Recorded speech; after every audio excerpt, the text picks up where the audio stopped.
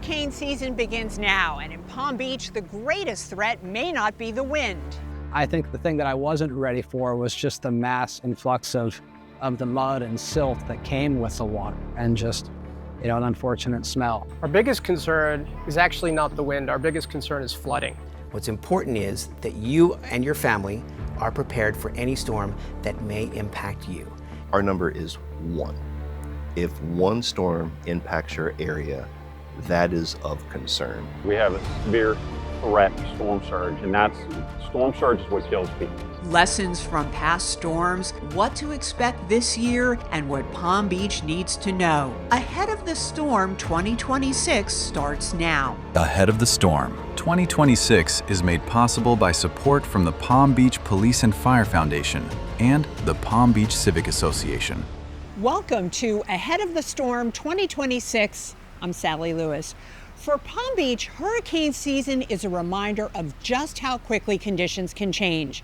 In this special, how the community prepares before, during, and after a storm. For decades, Moss & Hoffman has been part of South Florida's retail landscape with locations in Palm Beach, Fort Lauderdale, Vero Beach, and Naples. When Hurricane Ian targeted Florida's west coast in 2022, owner Michael Moss watched from Palm Beach as his Naples store took the hit. Even though we weren't seeing a report from our own store, just generally speaking, there's so much water that we knew that certainly there was water in our store. Flooding reached 3 feet inside. I didn't fathom how high the water got. And, in working with such nice product day in and day out, it's just kind of heartbreaking to see a mud-covered, drenched cashmere sweater laying in a puddle of water. We effectively had to gut the store. No employees were hurt, but the recovery brought its own challenges. The work and the physical toll and the emotional trauma of all of that happening. What surprised me was that competition for resources in the recovery. I mean, getting drywall, getting plywood, getting an electrician on site. The store reopened in just 45 days, with much of the work done by family and longtime employees. For Palm Beach businesses, what happened in Naples is a reminder not to wait on preparation. Worth Avenue Association President Darren Rubenfeld says preparation starts now, especially with flooding top of mind. Store keepers and salespeople are not here during the storm. So you don't know what's going to happen. And it's not until you come back and you see the aftermath. Even in a storm that's not a major storm with high winds and high gusts, you have a potential for flooding. And so we always recommend that shopkeepers purchase sandbags and put them in front of the doors to keep water from getting in. Staying informed during a storm is just as important as preparation before it. The town of Palm Beach encourages residents and property owners to sign up for town alerts that provide real-time updates as conditions change. Those alerts include storm tracking, evacuation orders, road and bridge closures, and reentry instructions. NOAA forecasters are calling for a less active Atlantic hurricane season this year, but officials say it only takes one storm to cause major damage. WPBF meteorologist Glenn Glazer joins us with what he's watching this season. Hello, Palm Beach. I'm First Warning Meteorologist Glenn Glazer, WPBF 25 News. Let's talk about the 2026 Atlantic hurricane season. It's called the Atlantic season, but it includes the Atlantic Ocean, the Caribbean, and the Gulf. That's all known as the Atlantic Basin. Hurricane season runs from June 1st to November 30th, so it runs all the way through the month of November, the peak of the season when we see the most activity all over the tropics, in the ocean, in the Caribbean, in the Gulf. It tends to be right around September 10th. That doesn't mean that's when we see the most landfalling storms. Here's a list of this year's storm names. There are 6 lists of names, and they are rotated every 6 years. So if you see a name that looks familiar to you, you may have seen it 6 years ago. If a storm causes catastrophic damage or loss of life, that name is permanently removed from the lists. So there will never be another Katrina or Ian or even Milton on any of these lists.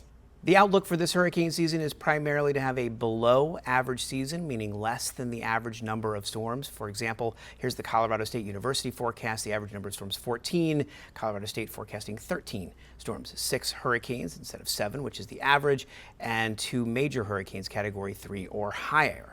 National Oceanic and Atmospheric Administration, their outlook came out in May, 8 to 14 named storms, so it could get right up to average there, 3 to 6 hurricanes just below average, and 1 to 3 major hurricanes. WPBF also puts together a hurricane season forecast. You can find that on WPBF.com. One of the reasons that these seasonal outlooks have a below average season is because of the potential for a developing El Nino. El Nino is the warming of the Pacific waters just to the west of South America and Central America. Peruvian fishermen noticed this warming phenomenon in the Pacific Ocean centuries ago, and they also noticed that it usually happened around late December, so it was very close to Christmas, and therefore they named this phenomenon El Nino, which means the boy child. Even though El Nino happens in the Pacific, it actually has a ripple effect through the atmosphere that changes the weather patterns across the United States and over into the Atlantic Ocean. So, during an El Nino year, we see what's called a lot of wind shear in the Atlantic being caused by El Nino, even though it's all the way over in the Pacific. Wind shear are winds that cut into storms as they are trying to develop or prevent them from developing altogether. So typically in an El Nino year, you see less storms. Whenever we talk about an El Nino year, I always like to mention 1991 and 1992 as an example. 1991 was a very strong El Nino year, and the El Nino lasted all the way through the first few months of hurricane season in 1992. There were no storms that developed in June or July in 1992. In fact, the first storm of the season did not develop until mid to late August in 1992. Unfortunately, that storm was Hurricane Andrew, a Category 5 storm that made landfall in South Florida on August 24th, 1992.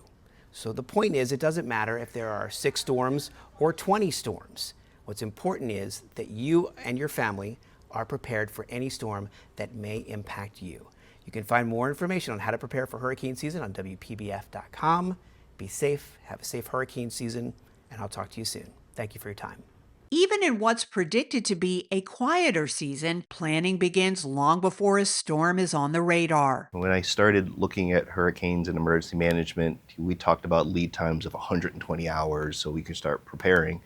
Now, you could have as little as 48 hours to get ready for a storm. And in those shortened windows, new technology is helping officials understand what may be coming before it arrives. We have access to new tools from FEMA, the GIS system, ArcGIS, where we can actually simulate what flooding would be on the island for a Cat 1 through 5 storm.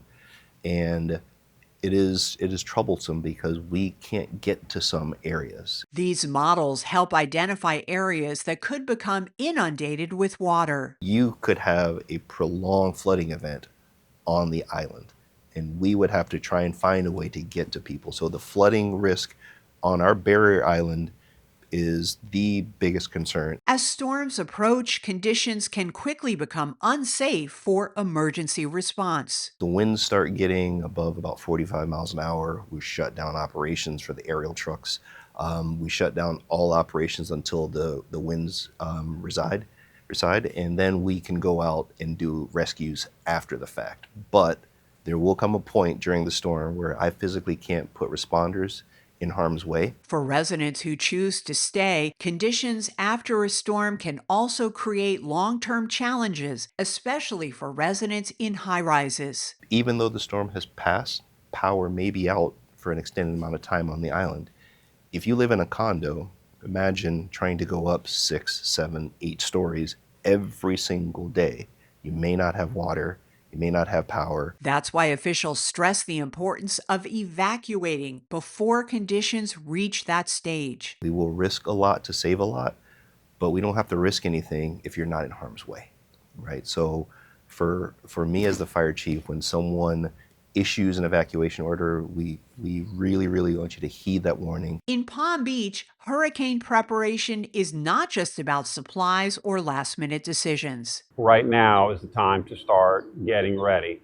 Don't wait until a storm is imminent. For Lieutenant Albert, that warning comes from experience, including storms where conditions shifted faster than many expected. One of the things that stood out to me after one of the Panhandle hurricanes was how much sand was moved.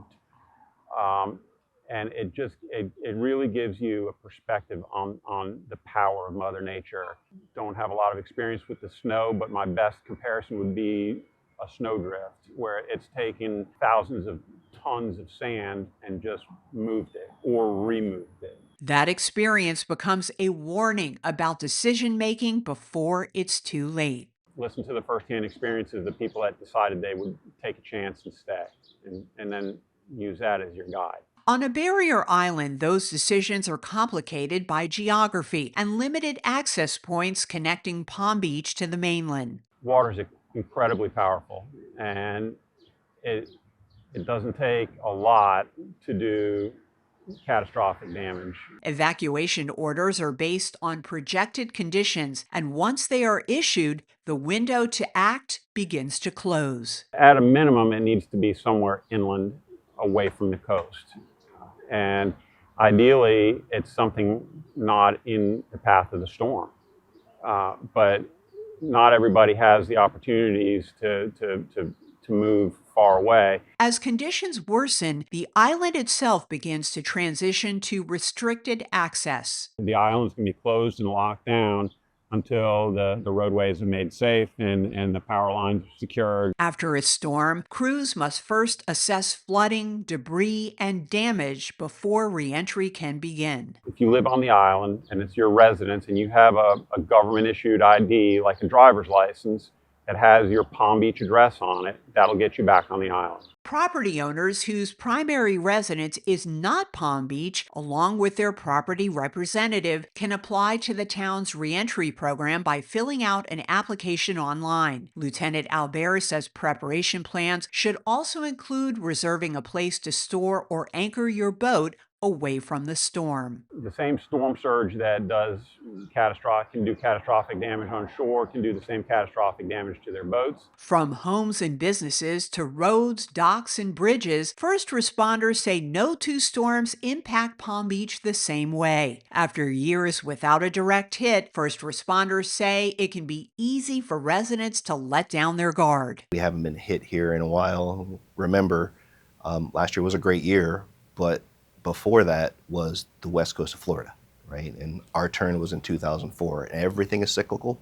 We just don't know when that's going to be. Hope that everybody's ready and hope for the best, but prepares for the worst. In Palm Beach, we can't control the path of the storm, but we can control how we prepare for it. Thanks for watching Ahead of the Storm 2026. I'm Sally Lewis.